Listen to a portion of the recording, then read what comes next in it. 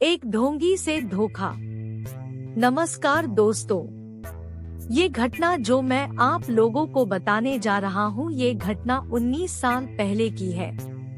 मेरे पिताजी का स्थानांतरण दिल्ली में हुआ था। यहाँ आने के बाद मेरे पिताजी ने पूर्वी दिल्ली के वेलकम इलाके में एक मकान किराए पर ले लिया था।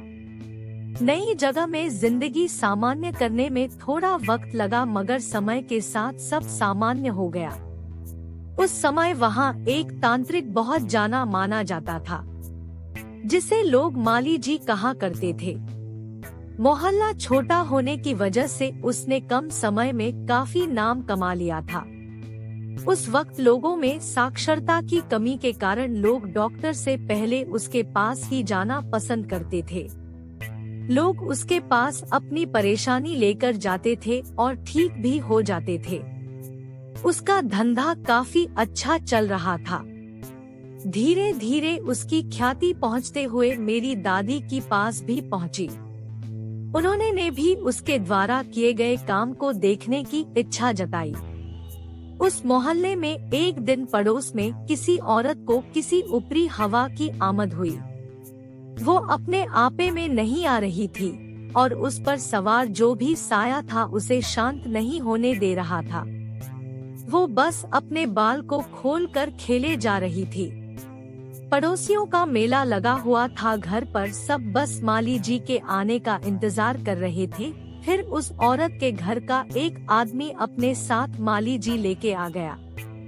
माली जी ने कुछ दिए जलाए, तंत्र मंत्र किया और वो ठीक हो गई। उसके बदले में माली जी ने उनसे कुछ रुपए और एक शराब की बोतल ले ली। खैर, अपने घर के किसी सदस्य की बिगड़ी हालत ठीक हो जाए तो कुछ पैसे और एक बोतल का क्या मोल। मेरी दादी ने भी ये सब देखा। उन्हें भी विश्वास हो गया कि हाँ, ये आदमी ऊपरी हवा का इलाज कर सकता है। फिर ऐसा सिलसिला चला करता था। अक्सर कभी किसी के घर में कोई परेशानी होती तो कभी किसी और के घर में। कोई डॉक्टर से ठीक होता तो कोई बिना माली जी की कृपा से ठीक नहीं होता था। माली जी की अच्छी कट रही थी। एक दिन घूम घुमा कर परेशानी मेरे घर में भी आ गई। मैं बहुत छोटा था। मुझे अचानक से उल्टियाँ आने लगी और मैंने दूध पीना भी छोड़ दिया। मेरे दादाजी और मेरे पिताजी उस वक्त दफ्तर में थे। मेरी दादी और मेरी मम्मी काफी परेशान थी। नए शहर में किसी डॉक्टर को वो जानती नहीं थी। फिर एक पड़ोसी औरत से दादी ने किसी डॉक्टर का पता पूछा तो उस औरत ने डॉक्टर से पहले माली जी के पास चलने की सलाह दी। लोगों को अक्सर मोहल्ले में परेशानी हो जाती थी। हो सकता है मैं भी किसी चपेट में आ गया हूँ। ऐसी दलीलें सुनकर मेरी दादी माली जी के पास चलने को तैयार हो गई। माली अपने घर में बैठा कुछ पूजा पाठ कर रहा था। उसने पहले मुझे देखा, कुछ दिए जलाए, लाल फूल मंगवा कर कुछ क्रिया की और अपना मंत्र वगैरह पढ़े। फिर दादी से पूछा, आप बच्चे को कहीं बाहर लेके बैठी थी कल शाम के वक्त? हाँ, दादी ने जवाब दिया। जहाँ आप बैठी थी वहाँ से पूर्व दिशा की और किसी ने क्रिया करके अपनी चीज वापस करी थी और ये बच्चा बीच में पड़ गया, इसलिए इसे ये परेशानी हो रही है। माली ने अपना सामान वहाँ से हटाते हुए कहा।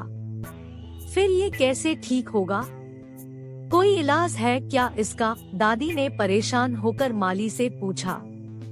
ये चीज थोड़ी जिद्दी है, ये बिना भोग लिए नहीं जाएगी। आप एक काम करो, एक बोतल शराब और एक बकरे की कलेजी का थान मंगवा लो।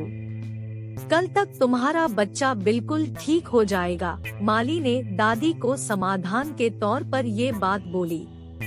ठीक है, हम तो जानते नहीं हैं। मेरा छोटा बेटा आपको ये चीज दे जाएगा, दादी ने माली से कहा और फिर वहाँ से वापस अपने घर आ गई। दादी ने घर आकर मेरे चाचा जी को कुछ पैसे दिए और एक शराब की बोतल और एक बकरे की कलेजी का थान माली के घर पहुँचा दिया। मेरी तबीयत अभी भी ठीक नहीं था। मम्मी ने जब इस बारे में दादी से पूछा तो उन्होंने कहा कि किसी तरह आज रात कट जाए, सुबह तक ठीक हो जाएगा, ऐसा बोल है माली जी ने। और मेरे पिताजी से इस बात को करने को दादी ने मना कर दिया। उसकी वजह ये थी कि पिताजी इन सब बातों पर जरा भी विश्वास नहीं करते थे। दादाजी तो थोड़ा बहुत कर भी लेते थे, इसलिए सभी को सख्त हिदायत दी गई कि ये बात पिताजी के सामने न आए। खैर, शाम हुई और पिताजी घर आए। उन्होंने मुझे बीमार देखकर मुझे उठाया और डॉक्टर के पास ले गए। डॉक्टर ने कुछ दवाइयाँ दी और एक इंजेक्शन लगा दिया, जिससे मैं सो गया और फिर सुबह तक सोता ही रहा। सुबह उठा तो मैं ठीक था। अब दादी इसे माली का चमत्कार समझ रही थी और पिताजी डॉक्टर की दवा का असर। मोहल्ले के औरतों में अब मेरी दादी भी उस समूह में शामिल हो गई थी जो माली पर विश्वास करती थी। उस दिन के बाद से मेरे घर में अजीब ही हो गया, कभी मैं बीमार पड़ जाऊं तो कभी मेरा भाई। दादी दिन के हिसाब से माली के घर भोग भिजवा देती और हम बिना दवा के ही ठीक हो जाते। कुछ दिनों में माली का व्यवहार मेरे दादाजी से भी हो गया और माली का घर आना जाना भी शुरू हो गया। मेरे पिताजी अभी भी इस बात से अनजान थे। माली जब भी आता दादाजी उसे अपना मित्र बताकर पिताजी से भी अभिवादन वगैरह करवा देते, मगर बताया कभी नहीं कि ये आदमी क्या करता है। एक दिन की बात है, मेरी मम्मी को थोड़ा चक्कर सा आ गया खाना बनाते वक्त और वो वहीं बेहोश हो गई। जब मम्मी को होश आया तो उन्होंने बताया कि शायद गर्मी ज्यादा लग रही थी, इसलिए थोड़ा चक्कर आ गया। मम्मी को ये बात सामान्य लगी क्योंकि उन्होंने सुबह से कुछ खाया भी नहीं था और काम काज में लगी हुई थी, मगर दादी ने इसे कुछ ऊपरी बला समझा और माली से इस बारे में बात करने की ठान ली। ये बात उन्होंने दादाजी को बताई।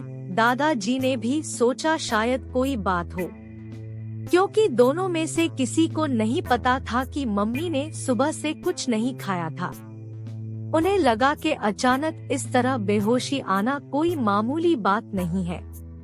फिर दादा दादी ने मिलकर ये बात माली से पूछने की ठान ली और माली को बुलवा लिया। माली भी झट चला आए।